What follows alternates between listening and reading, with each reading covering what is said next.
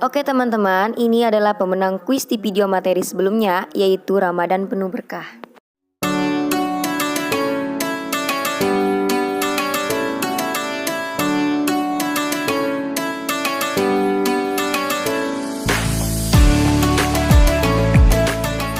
Assalamualaikum warahmatullahi wabarakatuh. Alhamdulilladzi arsala rasulahu syahidan wa mubasyiran wa nadiran wa da'iyan ilallahi biidnihi wa syirajan muniran.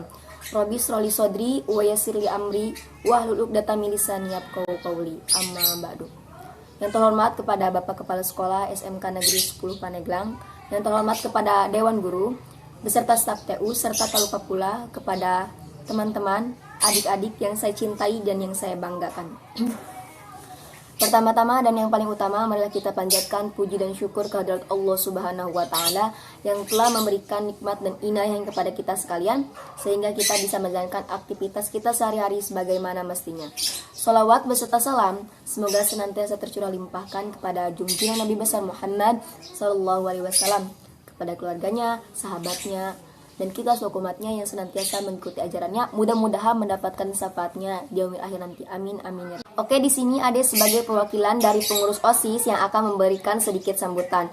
Namun menurut Ade ini bukan sambutan, karena di sini Ade akan menjelaskan beberapa teknis mengenai kegiatan kajian online kali ini. Jangan lupa materinya simak dengan baik-baik dan jangan lupa juga dirangkum, karena ini nanti untuk laporan ke guru PAI-nya masing-masing. Dan jangan lupa juga untuk mendaftarkan kehadiran dengan cara berkomentar di video yang sudah diupload setiap harinya, dengan cara berkomentar nama, kelas, siap hadir. Karena ini berlaku untuk semua mata pelajaran setiap harinya, jadi diwajibkan. Kemudian kegiatan belajar mengajar online diopkan selama kita melaksanakan kegiatan kajian online ini. Mungkin hanya itu yang dapat saya sampaikan. Mohon maaf atas segala kekurangannya. Terima kasih. Assalamualaikum warahmatullahi wabarakatuh. Baik, assalamualaikum warahmatullahi wabarakatuh. Kali ini kebetulan untuk mengisi kegiatan pesantren kilat di bulan Ramadan di SMK Negeri 10 Pandeglang yang kita cintai. Alhamdulillah saya sudah bersama dengan Bapak yang kita cintai, Pak Sofyan Anugrah, yang akan mengisi materi kali ini. Baik, Bapak Sofyan, kali ini kan kebetulan untuk materinya tentang keutamaan di bulan Ramadan. Iya.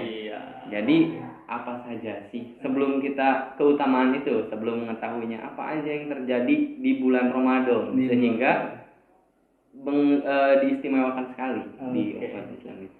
Ya, baik, terima kasih. Bismillahirrahmanirrahim. Assalamualaikum warahmatullahi wabarakatuh. Alhamdulillahirrahmanirrahim. Asyhadu an la ilaha illallah wa la syarikalah wa asyhadu anna Muhammad abduhu wa rasulullah la nabiyya ba'dah.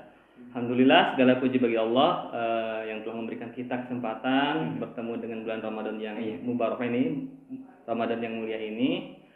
Juga salawat dan salam semoga tercurah pada baginda besar Muhammad sallallahu alaihi wasallam, ya. Dengan jalan sirohnya dan para sahabat itu memberikan inspirasi buat kita semua.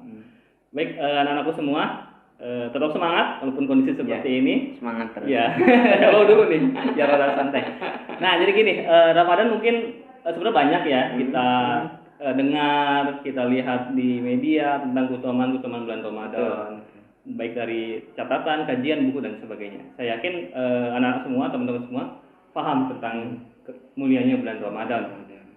Nah, kalau Bapak sih hanya sekedar melihat lini masa dari sisi sirah, sisi tarikh, sisi sejarah, betapa kondisi puasa itu tidak menjadikan generasi-generasi zaman tersebut itu membuat lelah, letol, enggak gitu.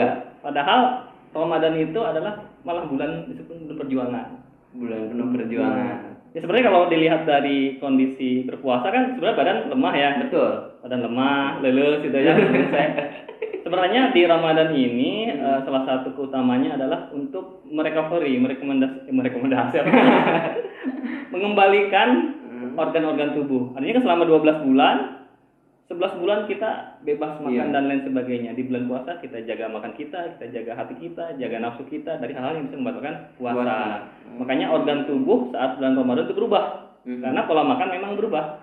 Karena kan dasarnya kerja organ itu kan kurang lebih 7, ada yang 7 sampai 12 jam baru istirahat. Jadi pagi kita sarapan, itu baru istirahat. Organ itu sekitar jam berapa 7 jam itu? Sekitar jam 2-an, jam 3-an, atau mungkin sampai jam 6 sore baru istirahat. Kita sarapan. Jam 10 udah makan godoh lagi. Siang makan siang. Sore aduh, artinya tubuh kita selama 11 bulan itu muter kayak. Terus berputar. Nah, itu. Tapi kalau dilihat dari sejarahnya ternyata para sahabat, para generasi salafus saleh itu luar biasa. Jadi tidak menjadi Ramadan itu menjadi kendala, lalu dan sebagainya. Baik Pak Yan, itu kan tadi yang telah Bapak sebutkan luar biasa sekali untuk kesehatan. Untuk kesehatannya. Kemudian tadi Bapak juga menyebutkan ada di sisi sejarahnya. Itu ini yang menarik dibahas itu kejadian apa saja di bulan Ramadan, dan sehingga gitu tadi Bapak menyebutkan tidak membuat para pemuda lelah. Betul. Ya itu apa aja ini? Iya, memang ya para sahabat maupun generasi tersebut memang sudah terlatih dengan kondisi iklim yang luar biasa, karena kondisi di Indonesia dengan kondisi di wilayah Timur Tengah saat itu ya memang berbeda. Betul. lebih ekstrim, panas dan lain sebagainya. Nah, dengan kondisi seperti itu artinya Ramadan itu sebagai benar-benar bulan perjuangan. Kita lihat tahun kedua Hijriah itu bulan Ramadan, 17 Ramadan itu terjadi perang Badar. Kita bisa bayangkan dalam kondisi berpuasa, ya, perintah pertama lagi. Jadi puasa Ramadan itu perintah pertamanya ketika bulan Ramadan tersebut. Jadi sebelum-sebelumnya belum ada perintah puasa Ramadan, paling hanya puasa Muharram dan sebagainya, Syuro dan sebagainya. Nah, ketika saat Ramadan ini ada perintah dari Rasulullah untuk berperang. Bayangkan puasa berperang dengan kondisi yang sangat terbatas. Saat itu kaum muslimin hanya membawa 2 ekor kuda. 2 ekor kuda dengan 313 pasukan. Onta juga kurang lebih ada di sini juga ada 70 unta. Sedangkan tiap Quraisy itu ada 300 unta. Kita 2 kuda, di sana ada 300 kuda, 300 kavaleri kan. Sedangkan kemudian ini juga senjata juga terbatas. Senjata terbatas apa adanya yang dibawa dari Madinah. Karena saat itu kan hanya ingin mengejar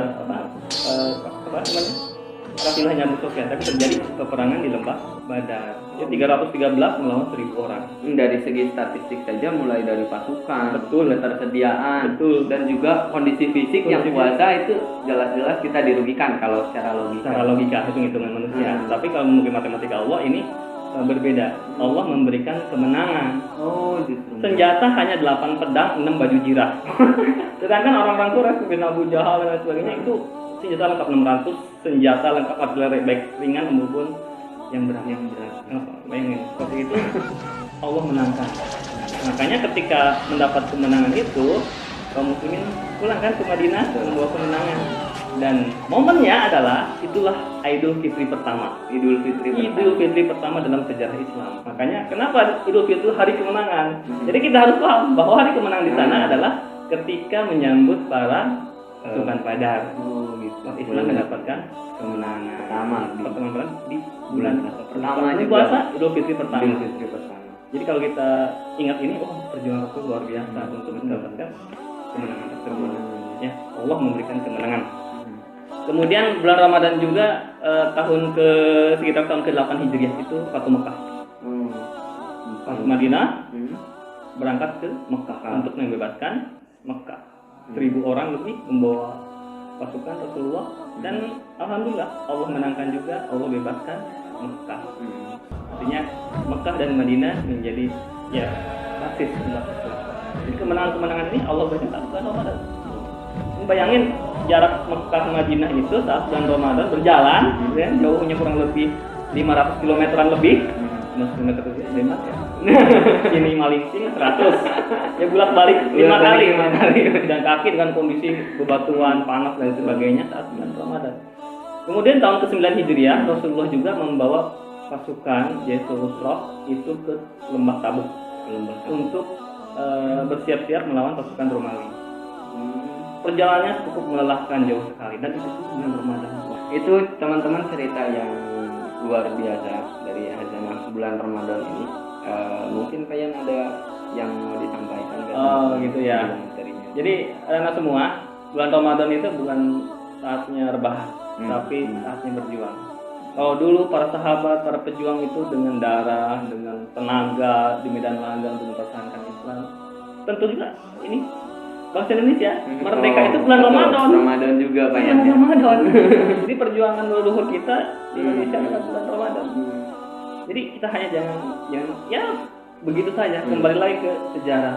Baca lagi buku-buku sejarah di perpustakaan. Ya, bangsa yang besar, bangsa yang mencintai sejarah. Bangsa yang mencintai. Bagaimana kita menyatakan cinta dengan Nabi? Sirohnya kagak tahu, siapa keluarganya kagak tahu. Nah, artinya kita kembali lagi ke literasi. Kalau orang zaman dulu para sahabat, para pejuang itu berjuang seperti itu, maka kita sekarang berjuang bisa lewat media, ya, melalui status kita, menyebarkan kebaikan. Apa yang kita lakukan? Nah, saya mengutip terakhir nih ya. Iya, boleh. Saya catat ini lumayan panjang, ini quote-nya Hamka. Ya. Beliau salah satu pujangga kita, ulama kita, ya, tahun 50-an, terkenal sekali. Haji Abdul Malik Karim Amarullah, Buya Hamka. Beliau menyampaikan pada kita, kalau hidup sekedar hidup, kera di rimba pun bisa hidup, betul. Kalau kerja, sekedarnya saja, kerbau di sawah pun bisa kerja. Beliau menyampaikan salah satu pengertian terkejam dalam hidup adalah membiarkan pikiran yang cemerlang terjebak dalam budak bagi tubuh yang malas, yang mendahulukan istirahat sebelum lelah. Yang mendahulukan istirahat sebelum lelah tacan, istirahat. Berjuang tacan, rebahan. Jadi kita generasi harus kita kasih tahu informasi seperti ini. Sejarah membuktikan, sirah juga memberikan inspirasi. Saatnya kita kembali ke perjuangan. Umat Islam masih panjang.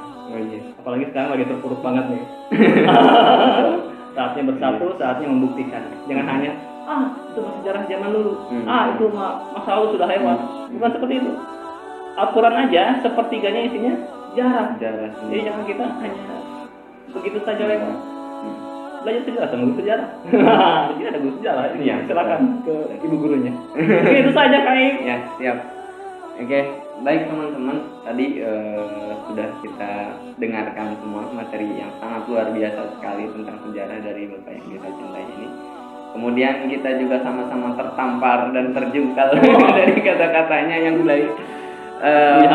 Ya, betul, sama-sama kaum rebahan. Tapi mulai sekarang mari kita perbaiki lagi diri kita sendiri. Apalagi di masa pandemi ini, mungkin memang banyak sekali peluang kita untuk rebahan, tapi sekali lagi kita dobrak. Jangan istirahat belum lelah. Jadi ya, seenggaknya untuk mengisi hal-hal yang lebih positif, ikutilah kajian-kajian berikutnya, kemudian tadarusan dan lain sebagainya. Tetap menebar kebaikan. Mungkin itu aja Pak Yan ya. Oke, terima kasih. Ada yang disampaikan lagi? Sudah cukup. Oke, terima kasih, itu aja untuk pertemuan kali ini. Semoga Allah selalu memberikan kesehatan kepada kita semua dan dilancarkan selalu rezekinya. Kami dari SMK Negeri 10 Pandeglang dan Pak Ian izin pamit. Wassalamualaikum warahmatullahi wabarakatuh.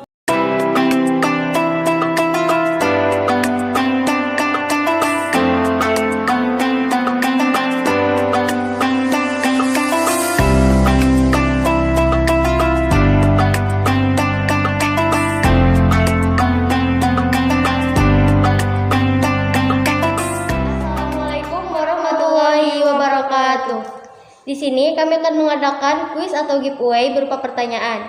Tapi sebelum teman-teman menjawab pertanyaan dari kami, teman-teman harus menggunakan password, contohnya seperti di bawah ini.